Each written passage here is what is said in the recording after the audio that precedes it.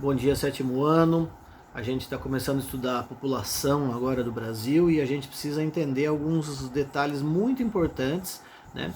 Quando a gente estuda a população, necessariamente a gente trabalha com números, muitos gráficos, tabelas, talvez haja dificuldade um pouquinho de entender, mas a gente vai por aqui tentando mostrar para vocês. Junto com o vídeo tá indo um PowerPoint, né? Alguns slides. Se você puder assistir esse vídeo junto com os slides, aí dividir no seu computador duas janelas, né, seria importante que você conseguisse acompanhar ou vendo, ouvindo, né, e utilizando os slides para que você entenda melhor. Só os slides talvez fique difícil de você entender algumas coisas bastante importantes sobre a população brasileira, né? Então, por exemplo, a gente vê aí no slide 2 o crescimento populacional do Brasil dos anos 60, né, até aí a época que a gente está vivendo, em comparação com os outros países também com as maiores populações das Américas. Então, os Estados Unidos nas Américas é o país mais populoso, depois vem o Brasil, em seguida vem o México. Tá? Então, o Brasil aí perto de 210, alguns números colocam 211 milhões, né? E os Estados Unidos aí com 100 milhões a mais que o Brasil. Bom, no slide 3, a gente tem aí um mapa em azul, né? Eu falo para vocês não fazerem mapa em azul, mas fizeram o mapa inteirinho em azul, né? O que a gente vai fazer? A gente vai usar porque ele está bem feitinho, está bastante interessante. O que está mostrando para a gente? A distribuição da população por estados, né? Então, as áreas mais escuras mostram os estados que têm mais pessoas morando e as áreas mais claras são os mapas onde a população é menor. Então você percebe que os estados do norte, principalmente do nordeste, são os estados menos populosos, né? Do nordeste, com exceção a Bahia, que tem uma população maior do que os outros, e é a maior população do Brasil, então está concentrada principalmente nos estados do sudeste, né? São Paulo, Minas, Rio, Espírito Santo, Rio Grande do Sul, lá no sul do Brasil, Paraná, mas principalmente então a maior população do Brasil se encontra no estado de São Paulo, onde a gente mora aqui, tá bom? Então, para vocês entenderem essa situação. Ó, o slide 4 mostra pra gente que existem mais mulheres no Brasil do que homens.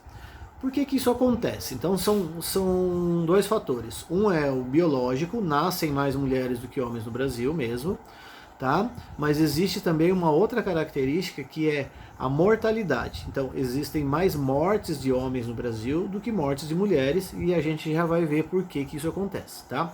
Então, o 4 aqui mostra que 51,7%, então quase 52% da população brasileira é composta por mulheres, tá bom? Um outro slide aqui também, né? Depois a gente vai ver qualidade de vida e daí a gente começa a juntar todas essas peças para montar esse quebra-cabeça, beleza? O slide 5 mostra aí a taxa de urbanização do Brasil. O que significa a taxa de urbanização? Significa a quantidade de pessoas morando nas cidades. Então, até os anos 60 do século XX, o Brasil tinha a maior parte da sua população morando em área rural, né? É difícil a gente imaginar isso hoje em dia, vocês que já nasceram num período bastante urbano aí, mas a maior parte da população morava em área rural. Só a partir dos anos 70, então, que o Brasil passa a ser considerado um país urbano, ou seja, com mais da metade da sua população morando nas cidades. E aí você vai vendo a evolução aí, né? Em 2010, aí, 84% da população brasileira já estava morando nas cidades. Isso reflete um avanço aí de êxodo rural, pessoas que saem do campo para a cidade tentando melhores condições de vida, e aí aos poucos a gente vai vendo depois várias causas disso, né? Vários motivos que levam as pessoas a sair do campo e para as cidades, e as cidades cada vez mais inchadas, cada vez mais cheia de pessoas, e também ajudando a proliferar todos esses problemas que a gente tem visto aí com epidemias, por exemplo, né? Acompanhe o slide 6, demografia. Quando a gente estuda demografia, a palavra demografia é uma palavra do grego, né? Esse demo é de povo, tá? A gente vive num país, por exemplo, que usa democracia, que esse cracia significa governo, e o demo é do povo, né? A origem então, ou do poder vem do povo, por isso a gente tem as eleições, né? E a demografia é o registro, grafia é escrever. Então, o registro das coisas que acontecem com a população. Então, o estudo populacional se chama demografia, que é o que a gente faz.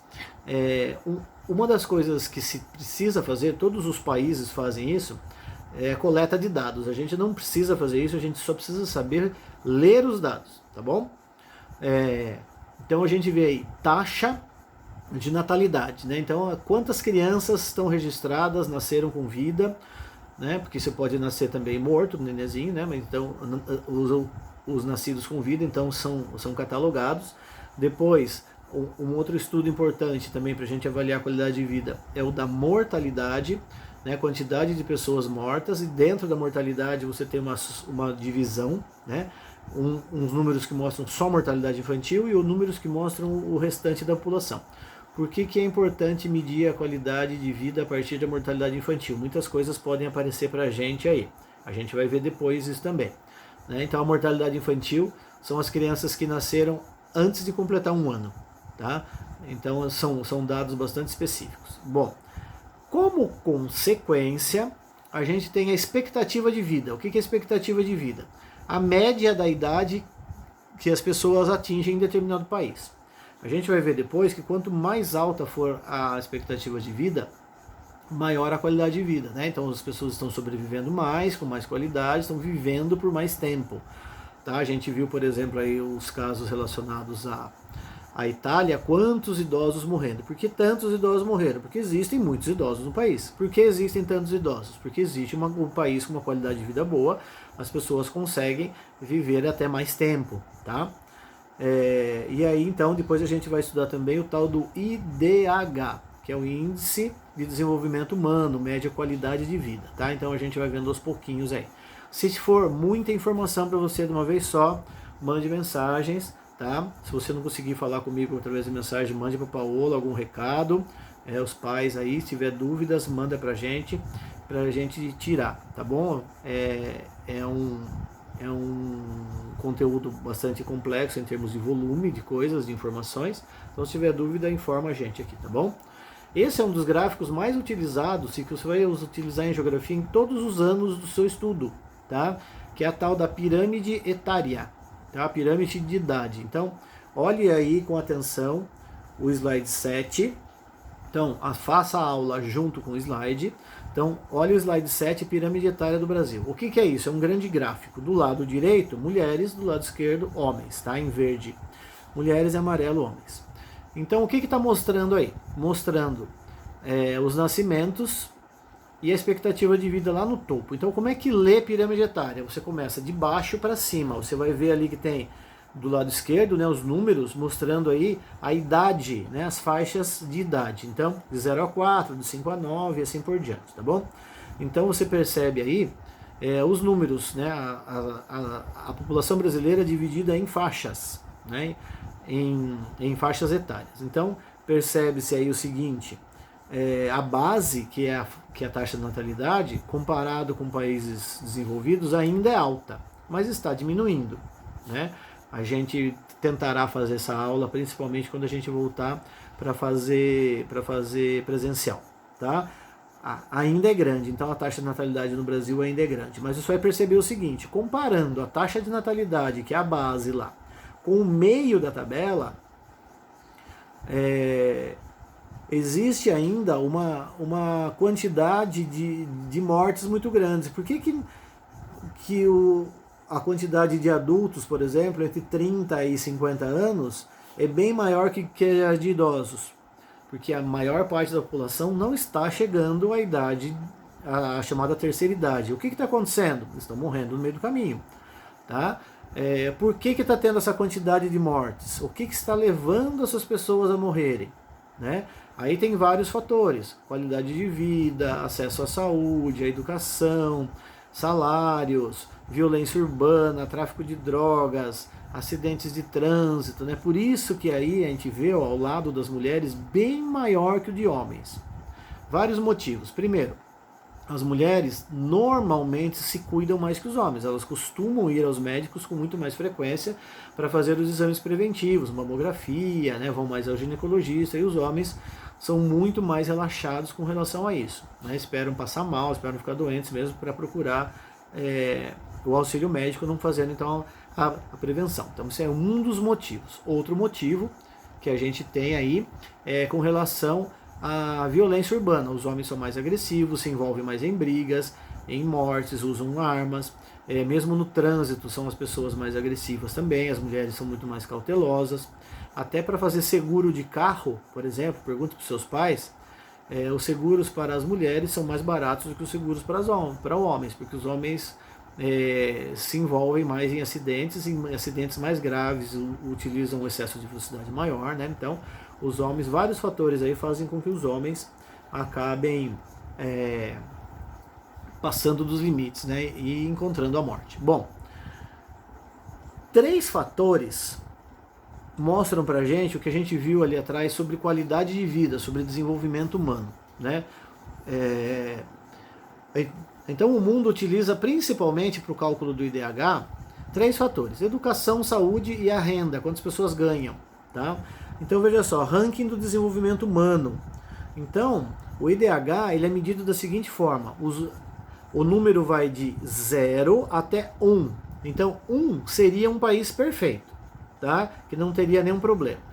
Então, esses números são apresentados 0, e mais 3 casas decimais, como você pode ver no slide de número 8. Tá? O slide número 8 mostra aí o ranking dos países mais desenvolvidos. Em primeiro lugar, a Noruega com 0,953, né? É o país mais desenvolvido do mundo. E aí vem todos os outros em seguida. Né? O Brasil aparece em 79º. Isso é péssimo em termos do que o Brasil poderia ser, dos seus recursos, da população que tem, dos recursos naturais, da economia. Então o Brasil peca muito em termos de qualidade de vida. Então o Brasil está no grande número dos países médios, né, com o IDH próximo aí a 0,700, não chegando a 0,800, né, que seria um nível bem mais alto. Por que acontece isso então? Bom, a pobreza no Brasil é muito grande. A gente vê aí no slide número 9, né, as regiões mais pobres. A gente percebe também, então, que a qualidade de vida é muito mais alta nos estados do Sudeste e do Sul, né, o nível de pobreza é bem maior, e os estados do Norte e do Nordeste, aí por questões históricas e vontade política e tal, esses estados acabam tendo um desenvolvimento bem abaixo daquilo que poderiam apresentar, né. O slide 10 mostra aí números interessantes. Quanto que o Brasil gasta com saúde, tá?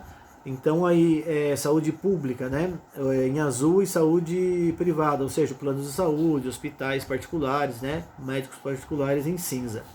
Olha só, o governo brasileiro gasta em média 3,8%, né, do seu PIB, da sua riqueza em saúde. Isso é péssimo. Países desenvolvidos 3, 4 vezes mais que isso. Então, o governo brasileiro, os governos brasileiros, né, tanto federal quanto estadual, municipal, investem muito pouco em saúde. Então, por isso que a maioria de vocês aí usam hospitais particulares, planos de saúde. Por que a gente busca os planos de saúde? Justamente porque a saúde pública não atende às necessidades de toda a população, né? Então, o acesso à saúde é um dos índices principais que mede a qualidade de vida. Por que o IDH, então, do Brasil é 0,700 e não mais que isso? Porque um dos motivos é a qualidade da saúde, que é muito baixa, né, o acesso à saúde. Uma outra coisa que mede a qualidade dos países é a qualidade da educação, né? Então é medido aí o acesso à educação. Então tem uma prova mundial chamada PISA, é um exame igual para todos os países, né, que medem aí algumas habilidades dos alunos. Então, leitura, interpretação de texto, matemática e ciências, né? E aí você vê os números do Brasil em relação aos outros, né, a classificação do Brasil, né? Então aí em leitura o Brasil é 57º, em ciências 66º e matemática 70º, né? Então o Brasil está atrás aí de países economicamente e socialmente inferiores. Então o nível da educação do Brasil baixíssimo, né, em relação àquilo que poderia ser, né? Até países mais pobres e menos desenvolvidos do que o Brasil, como o Peru, por exemplo, está na frente do Brasil em vários índices aí. Então bastante desagradável a situação do nível da educação que o Brasil apresenta. Tá? Então esses são alguns fatores. Então se tiverem dúvidas, mandem para a gente, tá? As dúvidas, tentem aí ler o capítulo do livro relativo a isso, ver os slides, né? E veja os slides junto então com o vídeo, tá? Qualquer dúvida, informa a gente. Valeu? Obrigado.